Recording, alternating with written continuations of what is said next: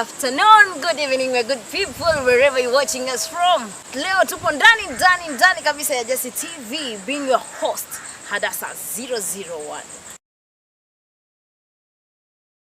Hapa leo tunakuletea story kali jamani ya wasanii wakubwa wa Bongo Flava na Afrika Mashariki na viunga vyake.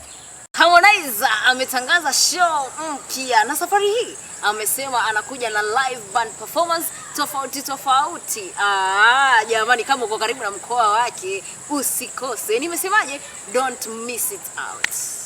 Na kama mpenzi ni chupa la bia, ni pesa na niwe mlevi, ni umbe njia Tukimzungumzia Mbosso, kuna clip yake moja imesambaa sana mitandaoni na wasikilizaji wamesema kuwa vocals zake nakwambia zime level up. Sijui kama zimefikia zangu ama sisemi. Nilikuwa napitia katika comment section hapa, naona watazamaji wengi wanasema kuwa huu mtindo mpya alioleta wa muziki umechukua mkondo mpya. Je, wewe unaje? Zuchu ameshare focus yake mpya, amesemaje? Kazi kwa wingi, drama kidogo. Kwa tamko lake yeye mwenyewe amesema ya kuwa atatoa wimbo ambao utawagusa wasikilizaji wake moja kwa moja bila makelele.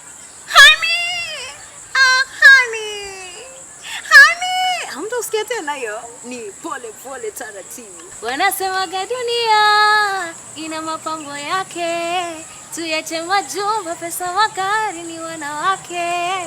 Nimezunguka, nimefika kwake, siwezi ficha, nimeshanasa kwa penzi lake. Jamani, wewe anaitwa nani?